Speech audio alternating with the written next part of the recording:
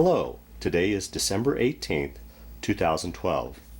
We're meeting today with Mr. Sidney Waldrop at his home in Fort Collins, Colorado. My name is Brad Hoops. I'm the interviewer for the Northern Colorado Veterans History Project. Welcome, Sidney, and thanks for sitting down today to tell your story. Thank you.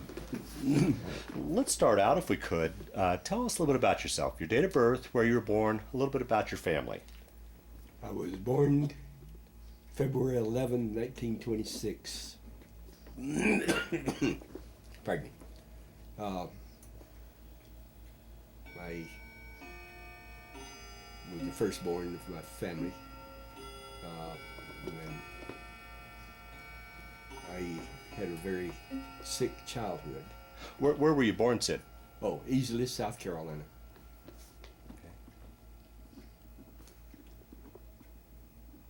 My dad was a textile worker, and my mother was a seamstress. And while I was growing up, or about little,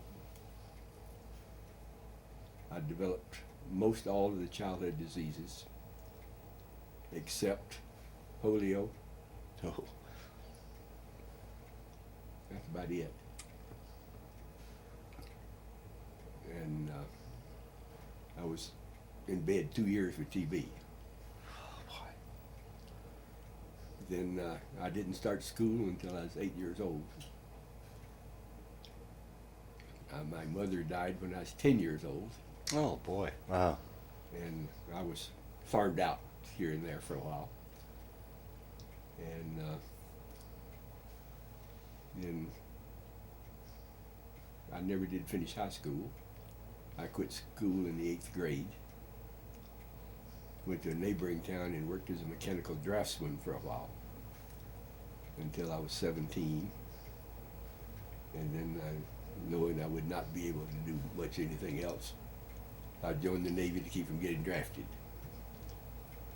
I asked for submarine duty, so I became an aero gunner.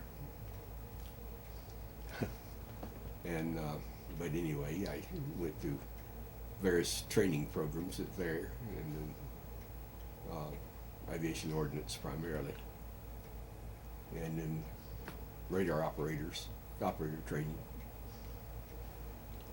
then flight training in the PBYs, B-24s, and then the PB-4Y2, the aircraft you have a picture there of.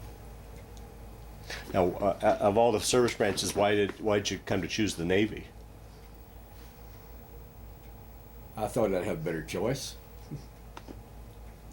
And then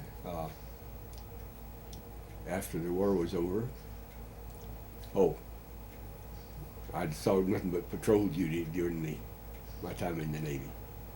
Coastal Patrol, or what, were you on the West or East Coast, or?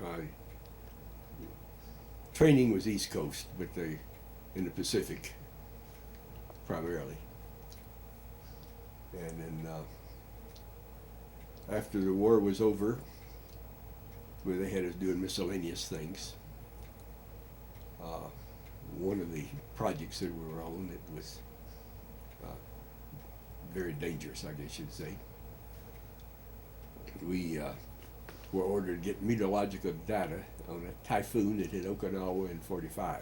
Oh, right. Oh, geez. That was a massive one. Yes. The first 2 times we went in it, it wasn't too bad. So you actually flew into the typhoon? Oh, yes. Oh, boy. Our normal cruise altitude was at 500 feet.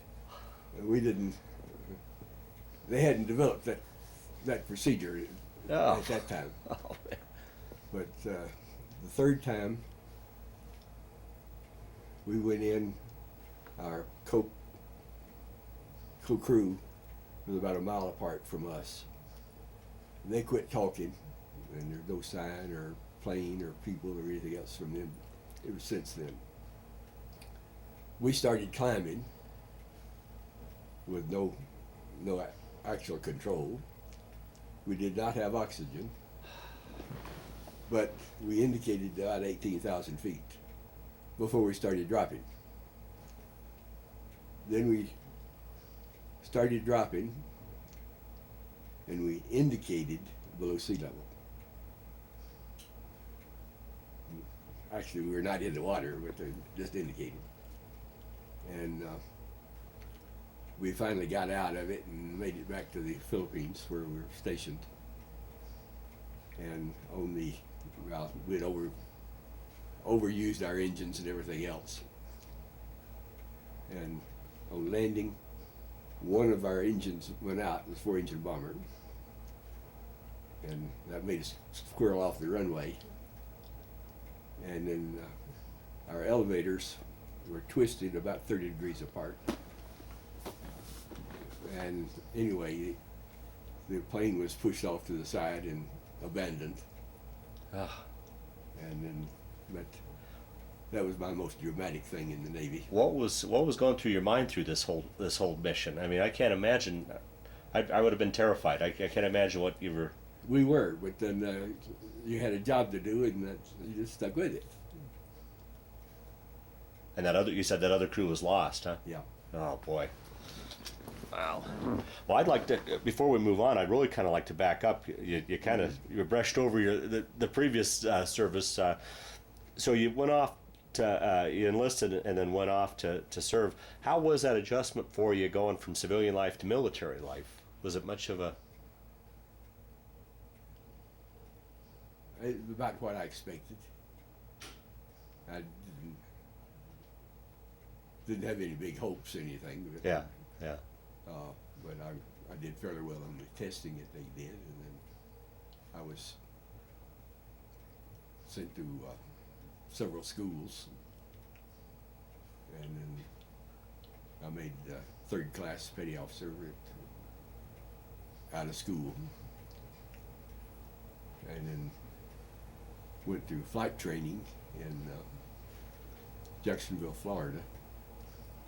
Started off in PBYs, then B-24s, then PB-4Y2s, or the privateer, and we flew that to the Pacific, and well, that was where the. Now, prior to the service, had you ever been up in an airplane? Nope.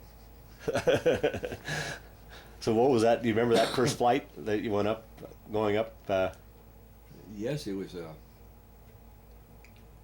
don't remember the type of plane. It was four-place, well, land-based plane. It just went up and flew around a little bit and then landed. That's all. Yeah. That our first flight was. Wow. And then from there, you guys said you went to the Pacific. Mm-hmm. Once again, I imagine growing up, you probably hadn't traveled too far away from home. No. And now you're heading halfway around the world to these exotic locations. What was that like? What was that? Must have been. I'm assuming it was. Well, we were so busy that we didn't have time to do much thinking. I'll put it that way. Oh, okay. Yeah. We went to the war training in the Hawaii, which is primarily on survival training, and then on the Survival in case you were shot down type of thing, or crashed. crashed. And then from there to Clark Field in the Philippines, where we spent several months, and then went to several different air bases in the Philippines before we finally were sent back home. I'd never been aboard a ship, and they sent us back by Army transport. Oh, geez. Oh, boy. What? Talk a little bit about that trip home. I've heard so many stories about these crossings. That did you get your sea legs, or how was the trip home?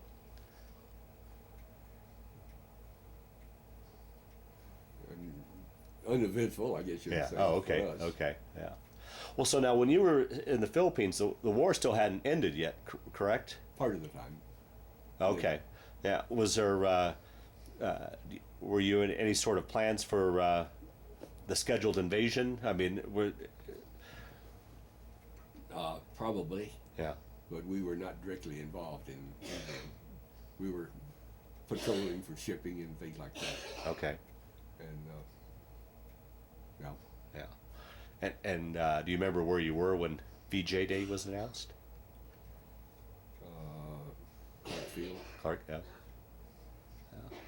Could you imagine these bombs they were talking about that they had dropped to end the war? I mean, could you fathom what these things were or what? Not at that time. Yeah. Yeah. Although later I worked on them. Oh, is that right? Oh, jeez. Not the same ones, but then, Yeah. Right. but then I came back home, got married, and Somebody that you'd known prior to leaving for the service, or someone? yes, Yeah. Someone from home, back home. yes, Wow. and then well, we spent our honeymoon, I guess you'd call it. I moved into a different location in Brunswick, Georgia, where I was basically a radar mechanic at that time. Pardon me, small arm mechanic. Radar was later.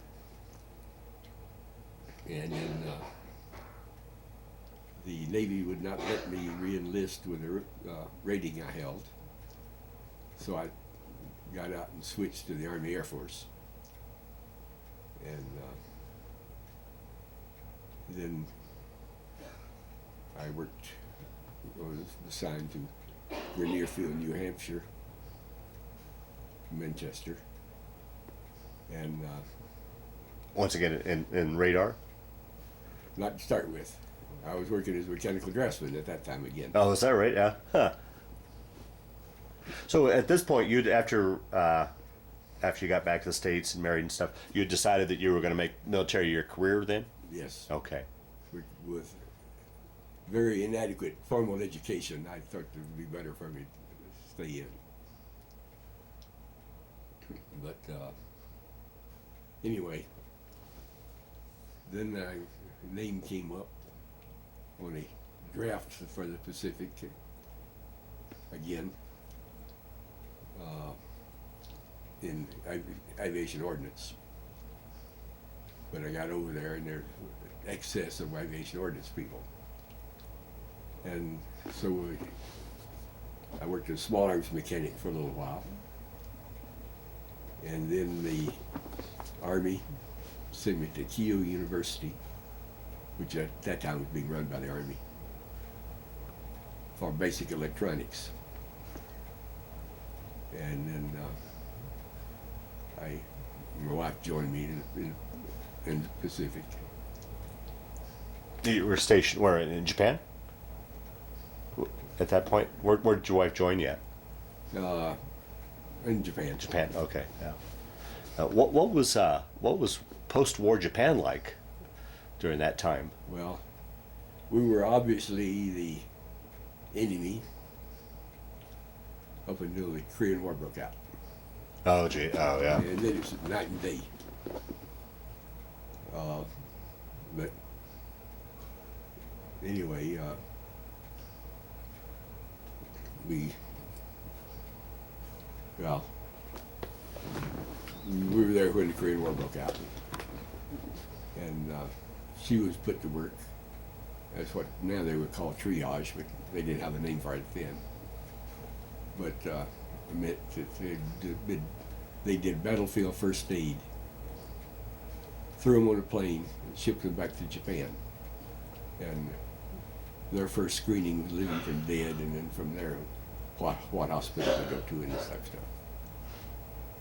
And a little bit later, the Red Cross got into the act and made them all go through some special training and wear uniforms. And Now, was she a nurse by trade? no, Oh, is that right? Huh? she had nothing but high school education. Huh. But it was very traumatic for her as well as me. Oh, sure. And then, since I had flown before, and I knew the radar equipment, I was given a flight physical, which took all of 5 minutes. fitted me with an oxygen mask, really. And I started flying combat. Oh, jeez. And as an NCO. And the job I was doing was lieutenant radar intercept officer. But anyway,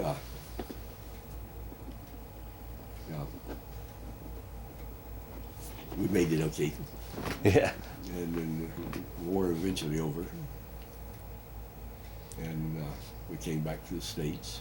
Well, now, flying, talk a little bit about your combat flying. What was your missions, or what were you primarily doing? We were primarily equipped for radar intercept of the enemy aircraft. But we were too fast. And so they had us on miscellaneous recon and various activities. We went into North Korea and a little bit of Russia, a little bit of Manchuria. Oh, boy. So what were you flying at this point now? This time it was the F-82, Twin Mustang. Yeah. And then, but our squadron shot down the first plane of the Korean War, and we also lost the first plane that the Americans lost. But anyway, when we were on patrol duty, shall we say, we'd go up to the Yala River and follow it down, notice what all the activities were going on the ground. So were you guys armed yourself, or were you just purely radar? We were armed. Oh, okay. We had, well, primarily 5-inch rockets. And it was for anti-aircraft. And anyway, So were you based out of Japan and fly your missions to there, or did you actually move to a base on Korea? well, we stationed in Japan. Part of our missions, we'd go to Korea and then fly to Korea and come back.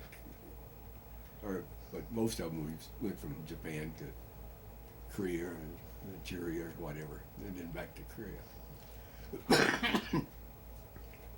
But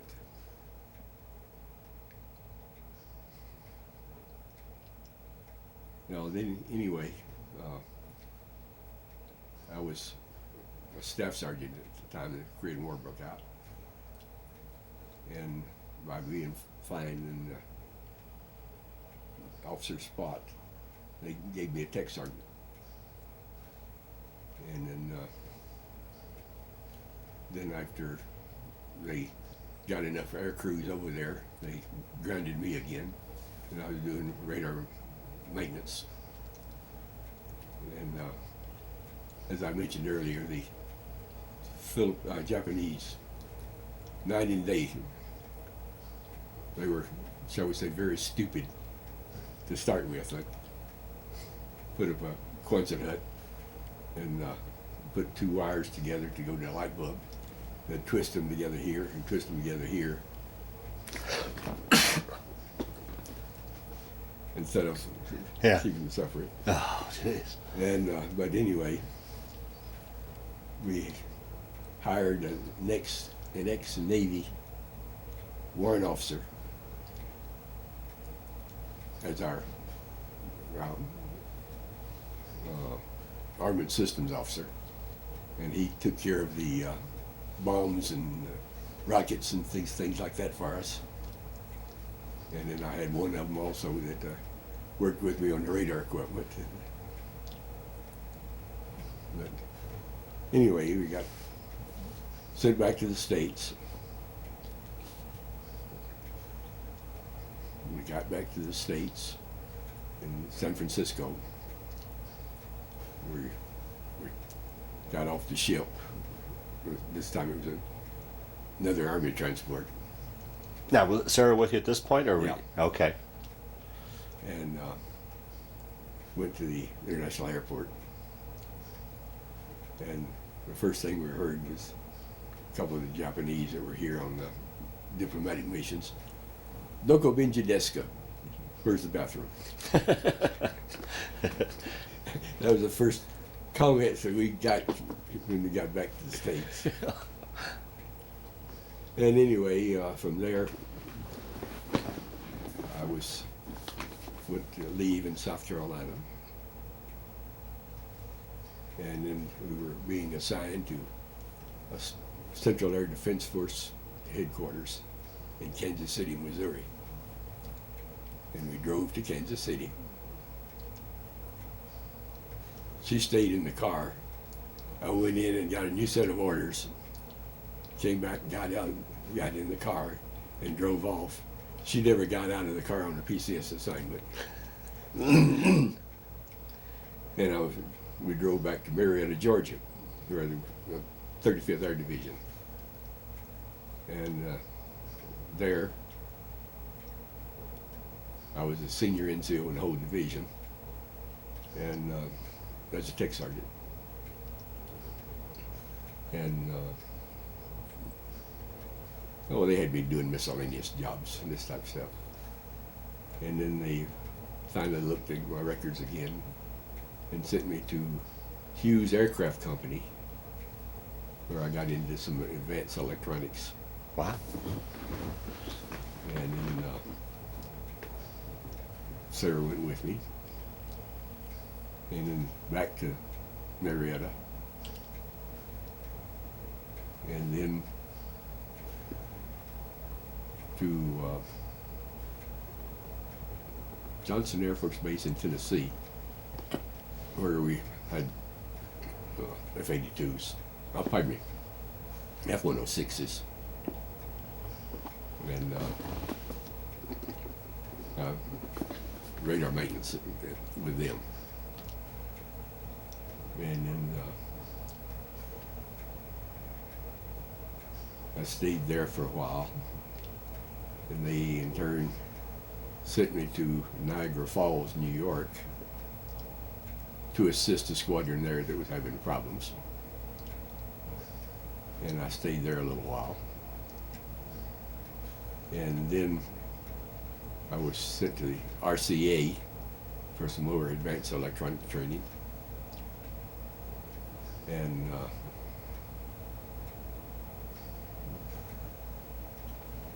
then I was assigned to a fighter squadron that was being shipped to Fairbanks, Alaska. And we were there for 2 years. What was life like up in Fairbanks?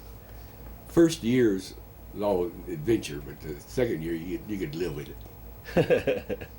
But it got rather chilly. It got down to 68 while we were there. And what about the thing I always thought about Alaska was the long nights in the winter and the sunshine and the sunlight in the summertime, adjusting to that. Mm-hmm. Yeah.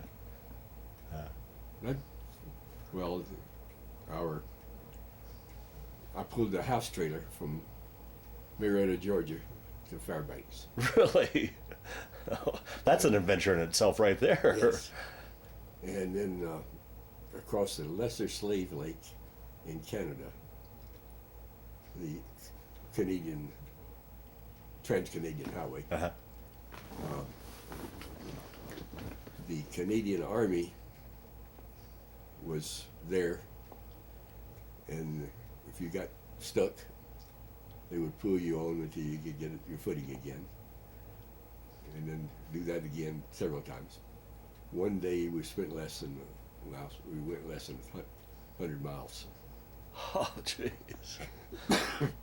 But anyway, we went on to Alaska, and then set up a trailer there, and then built a Wanagun, as we called it, as a room in addition to the trailer, and with special insulation and this type of stuff.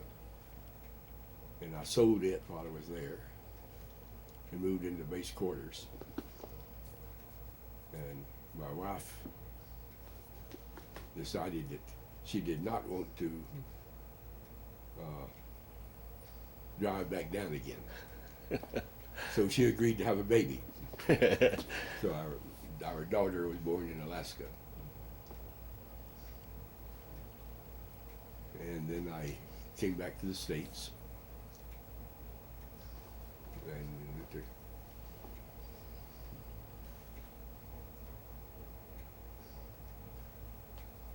forgot the name of the place. Outside of Fort Dix in New Jersey. And we were technically stationed there about 3 years, but actually spent less than a year full time there on various TDYs, special missions, and this type of stuff. And then some more specialized training. Now, I should ask this in the beginning. How did you get into electronics? Was it something that, because of testing, you tested into, or something an interest that you requested, or how did your career get into electronics? Just testing. Okay. Was it something through your career that you enjoyed? Yes. Okay. Yeah. And then while I was in Alaska, I made warrant officer, which the Air Force doesn't have anymore, but I made W-4 before I retired.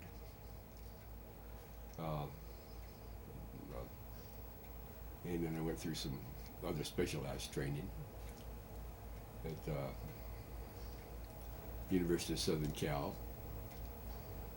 on missile safety. Wow. And then do a place in New Jersey where we studied nuclear weapons. And from there I got into missile maintenance and nuclear weapons maintenance. Wow. And then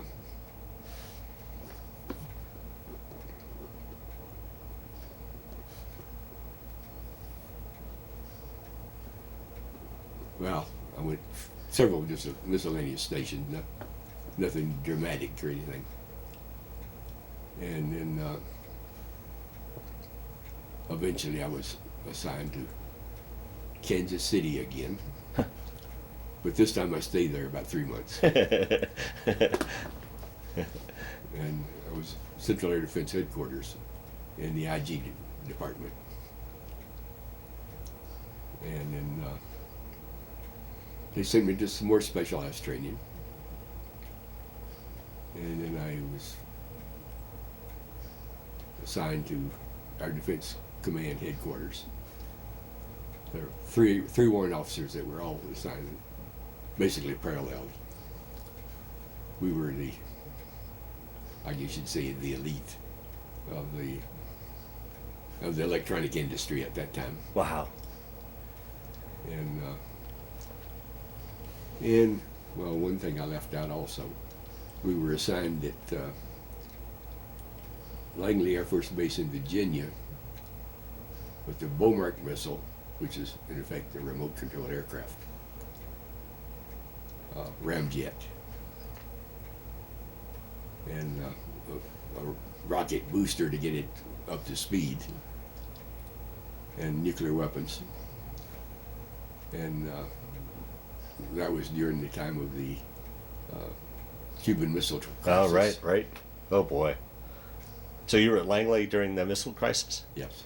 Boy, I think tension must have been pretty tight there. It was. Yeah. How close do you think we were to war at that point? I mean, you probably had a good inside track on.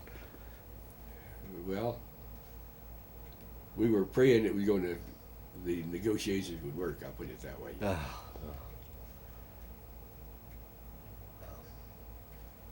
And anyway,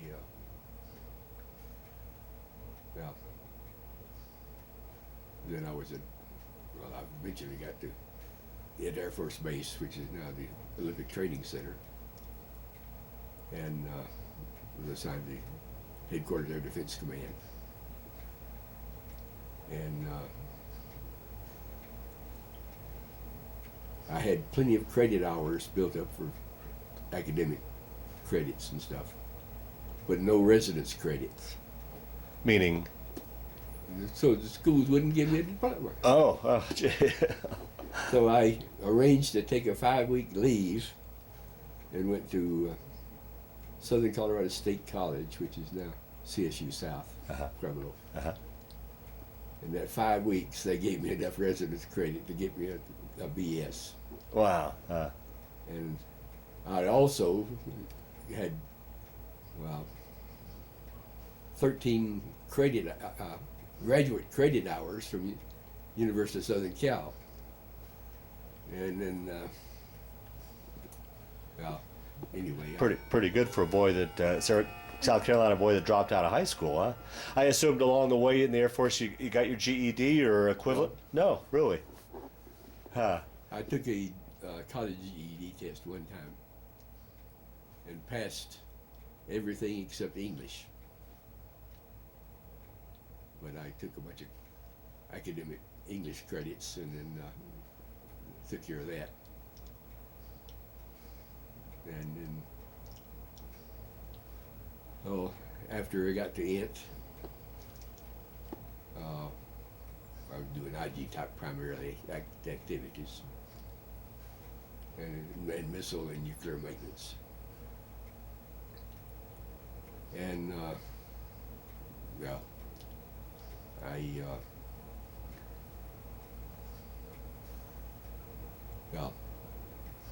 I was assigned to Johnston Island in the middle of the Pacific, which was, they had 2 missions there at the time. Ours, which was, we could call space research, but I still haven't been debriefed on some of it. Wow. And but one mission we were on, we missed our target by approximately 9 meters. It was 8,000 miles downrange, 300 miles altitude, and moving. And we thought we did a pretty good job. Yeah. Wow. If we would had used a nuclear weapon, it would have definitely destroyed it. Yeah. But anyway, that was my last operational assignment. And then back to the States, Air Defense Headquarters again. And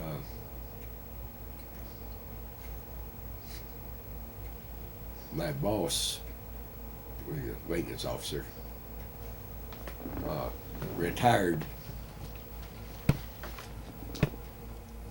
in Kansas City, and then went to work with OSHA. And he asked me to retire and come join him. I did, but as long as it was a state safety inspector or something like that, it was interesting. But when they started all the politics of the OSHA requirements, I got out of that as fast as possible. Yeah. Anyway, I was assigned to CSU as a safety officer, basically.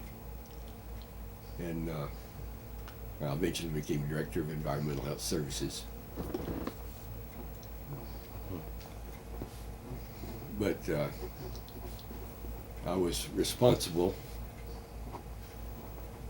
for compliance with various regulations, missiles, nuclear, biological, radiological, and chemical. The chemical one is what I was more afraid of than anything else. Really? I didn't have too much training in that. Oh, okay, sure. Yeah. But then we had to destroy some parathion, which is a German war gas, and which now malathion is a outbreak of some of that activities. But anyway, CSU, and I took a couple of degrees, a couple of classes at CSU, and they gave me master in safety.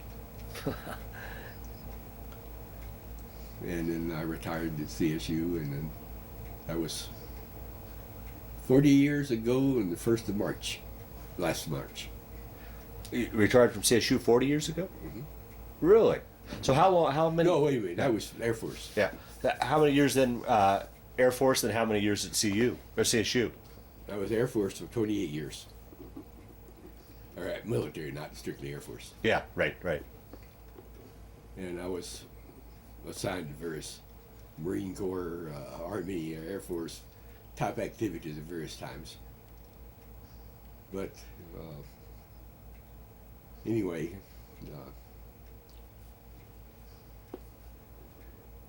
lost my train of thought. And then at CSU, how many years then did you put in at CSU? 20. 20. Actually, it's 22, but then. And so I'm a triple retiree now. Yeah. Right. Military, CSU, civil service, not civil service, Social Security. Oh, wonderful, wonderful. Yeah. Now, when you were in the still in the Air Force before you retired, did that bleed into the Vietnam conflict, and were you involved in that at all? No. The type of activities we were involved in, they did not want us in the Pacific. Oh, okay, gotcha. They, no, we were doing activities that we didn't want them to know what we were doing. I'll Yeah, put it that way. yeah, yeah. Wow. And you'd said earlier that there's a lot of things that you've done that you still have never been debriefed on, and obviously can't talk about. Wow, wow. Well, what I find amazing as we sit here talking is I'm still thinking of this South Carolina boy and what you started out with, and all the technology that you saw in your lifetime must have been amazing. Yeah. Well, I was in electronics most of my military career. Then I retired from Air Force and went to CSU. And about that time, they were going from vacuum tubes to solid state, and I'm completely lost in electronics anymore. Oh, is that right? Yeah.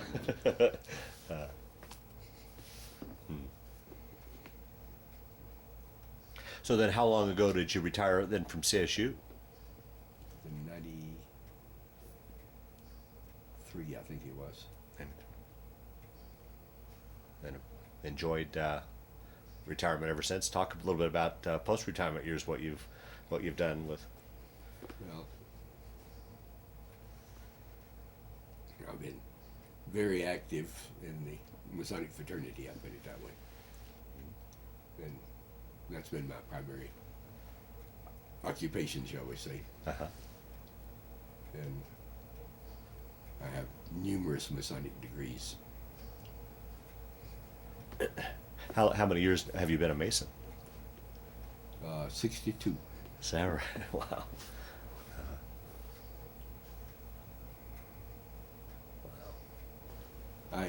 My family were not Masonic, but my wife's father, my first wife, Uh-huh. father was a Mason, and he had told her if a man wasn't good enough to be a Mason, he wasn't good enough for her. So after we married, she twisted my arm to join the Masons. I'll be darned. And you, from what I understand, before we turned the camera on, you guys were married for 51 years until her passing? Yes. Yeah. Yeah. Wow. And you talked about, you just have the one daughter, or? Oh, we have a daughter and a son. Okay. The son was born in Langley, Virginia, when I was stationed there for a little while. Okay. Uh-huh. And he right now, I don't have any idea what he's doing. He's a contractor that works with CIA. Oh, really? My daughter and her husband have a the newspaper and a couple other things in Kremlin, Colorado. And, well, anyway, I got married again. Uh-huh. And between the two of us, we have 7 children, my 2 plus 5, 13 grandchildren.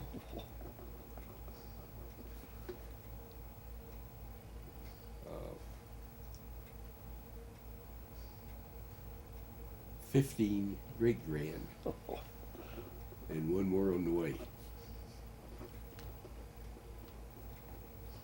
What?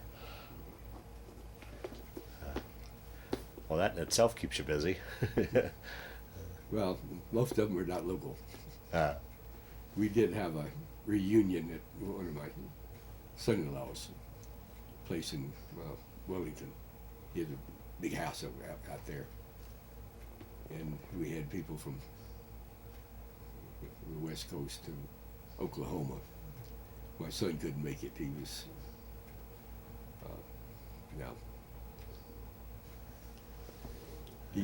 he doesn't make his own hours, I'll put it that way. yeah, okay, right. And you and Mary Kay have been married 12 years now, from what I understand. Yeah. Wow.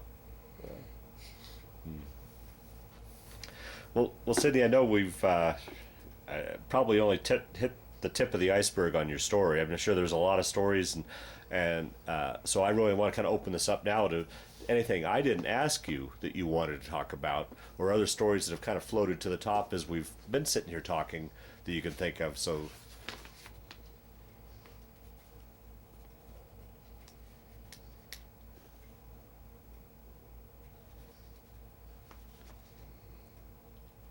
I have very seldom been back to my original hometown. Oh, is that right? Yeah. And although I have a couple of sisters and well, 3 sisters there, and one of them in Virginia. That part of them were with my dad's second wife. Okay. Yeah. But and then what I admire about Colorado, I like the variety and the opportunities for various things, I'll put it that way. Yeah, right.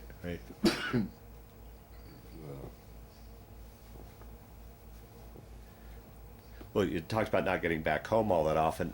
Through the years after you retired, did you ever get a chance to travel back to some of the places you'd been stationed, or?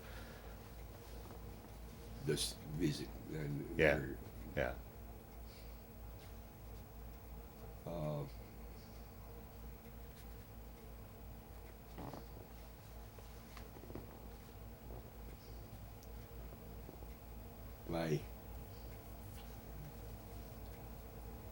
One of my sisters was talking to my then wife after we came back, and she'd come in and it must have been nice over there with all those men and you the only woman. And boy, she flew into tangent to the she had PTSD as well. Oh, right, sure, I'll bet. Yeah, for a South Carolina girl to be just thrown into that, really. Yeah, I can't imagine what that must have been like. And of course, I had a little bit of that too. From your flying experience over Korea, or where do you think you got yours from? What? I had a little bit of it from the Okinawa experience. Yeah, well, yeah. But most of it was from the flying out of Japan. I was in during the Vietnam War, but I was not directly involved. Yeah. Well, how did you guys deal with that? I mean, we didn't know what that was back then. I mean, PTSD is a relatively new term.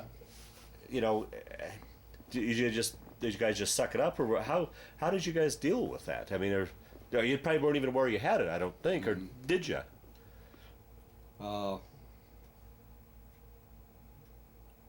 the flight surgeons would try to take care of us, I'll put it that way.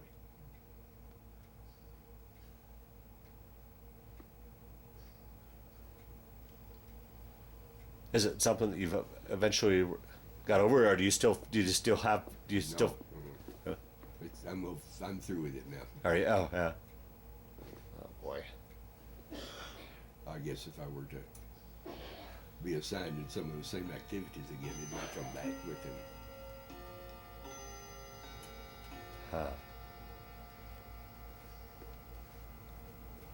It probably didn't help things that the fact that a lot of the work you did you couldn't talk about with anybody. I mean, you had to hold that inside. Well, that's one of the reasons I don't talk too much, I'll put it that way. I was told to keep quiet and stay in the background. Oh boy.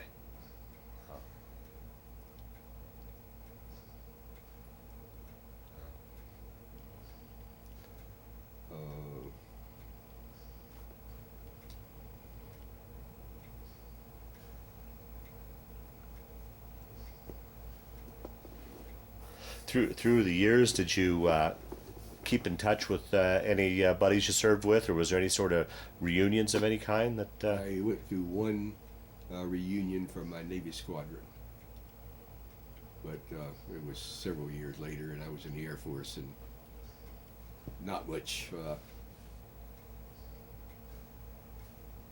interrelations. Yeah, yeah, And, yeah. no.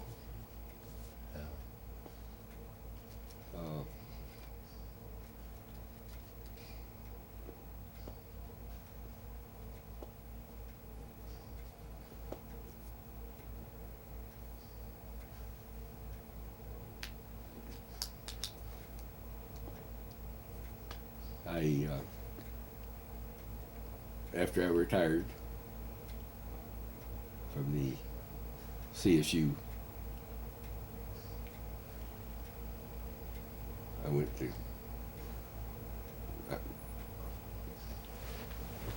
no, after I retired from Air Force, I went back to school a little bit, and then CSU gave me the MS, and then So it was some of that stuff was very traumatic. I'll put it that way. is that right? I knew a little bit about the biological safety, which I'd studied a little bit in the military, and the chemical safety I picked up at CSU. Wow. And radiation and the biological. It was interesting, I'll put it that way. Yeah, I'll bet. Yeah. So let me get this straight. Here's a guy that's got a bachelor's and a master's, but no true high school diploma. Is That's it? right. Yeah. Well, at that time, the 8th grade was a grammar school. And I quit in the last half of the 8th grade. Wow. Was it just because non-interest in school, or you had to work to support the family, or what? A little of both. A little of both. Yeah. Yeah. And I knew that I wouldn't be able to finish, so I worked and then joined the Navy. Yeah. Yeah. Well, how was that? I guess I should have asked at the very beginning. I mean, things were pretty rough for you as far as your illness and then lost your mom. But on top of that, how was your family affected by the Great Depression? Was that, or what memories do you have of that? I don't really have too much, but Dad was put on short hours, I put it that way, for a long time. And they called it curtailing. Yeah. But he kept his job. And then my mother was supplementing it by seamstress. And then when the World War II broke out, I went to work with the Steel Heddle Manufacturing Company in Greenville, South Carolina. Steel heddles are the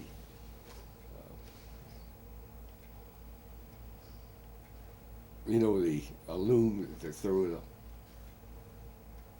a bobbin with the thread backwards and forth across the loom.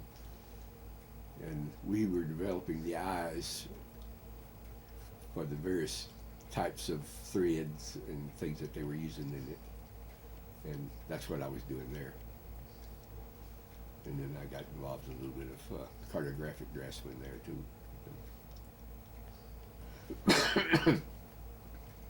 But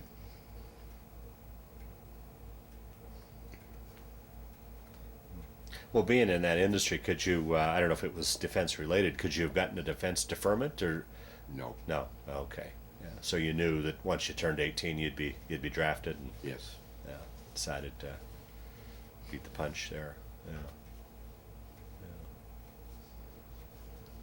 Well, one of the questions I always like to ask towards the back into the interview, or one of the last question, and it's pretty evident as we've been sitting here talking, but how do you think that your military experience played a role in your life, affected your life, changed your life, in your words, or did it, or do you look at it just, well, that was just a chapter of my life that I went through? I think it was good for me. I was selected for various activities, which I enjoyed, and continued on that way in the military. Occasionally we had something we didn't like, but then most of the time it wasn't.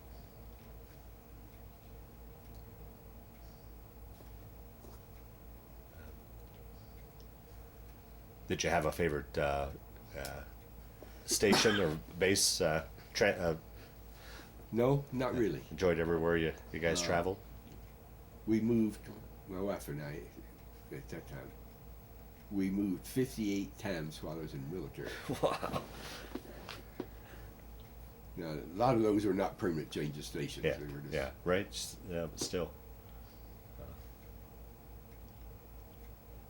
Did she enjoy the military life, the military? She seemed to, Yeah, yeah.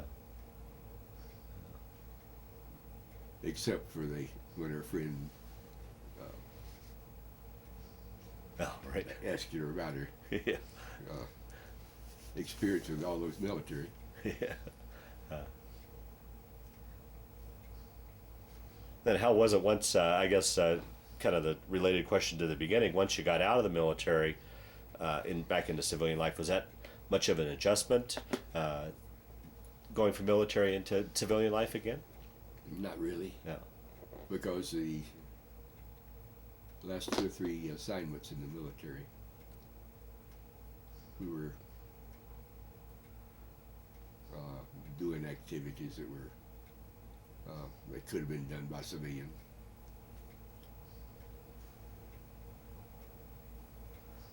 And how was that once you guys got out of the military and into civilian life? Did you still have that itch every so often to get up and move, or were you content to settle? Well, we bought a place in Colorado Springs, and sold it and bought another place in Colorado Springs, and sold it and bought a place in Fort Collins, and then I bought a duplex in LaPorte, and after this wife and I got married, the place where my first wife and I had bought, she didn't like it because it was being surrounded by students all the time at that time, and so she wanted to move here. So, and since then we bought this place, Oh, interesting. and we like the people around here. Yeah, yeah. Well, Sid, we'll start to wind down this interview once again. I guess I know that I'm surely I've just chipped into the tip of the iceberg with your stories, So if there's anything else that you can think of that you wanted to talk about, so ideally we round out your story as best we can, or do you think we've I think we've covered enough of it. yeah.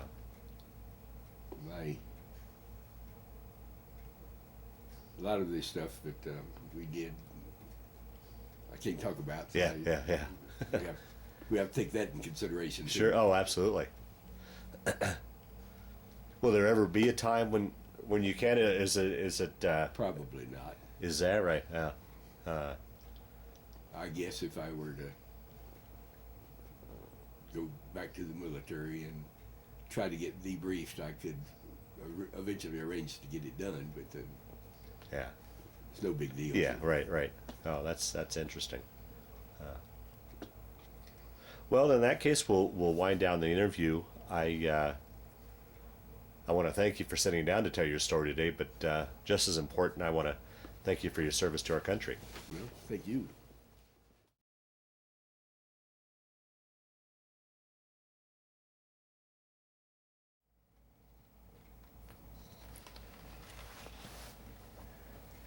This is the Army uniform that I wore before they switched to the Air Force. Now, when the Air Force branched off into its own service branch, was there much of a change, or was it pretty seamless? It depended on what you were doing. Yeah. My activities were fairly seamless. Oh, okay. All right. This is my Air Force uniform. It's basically as I retired. Okay. I have a couple more ribbons and stuff that could be added to it, but they're not there right now. Okay. This is the Navy Privateer PB-4Y2. It's basically a single-tail B-24, but it has more firepower and more firepower and more people, but does not have a belly turret. Okay. Because with our patrol altitude, you didn't need one. And where were you in the plane? Did you say? Primarily, I was a starboard waist gunner, which would be on the other side right here. I'll be darned. Wow. And that was the type of plane you flew into the Typhoon? Yes. Oh.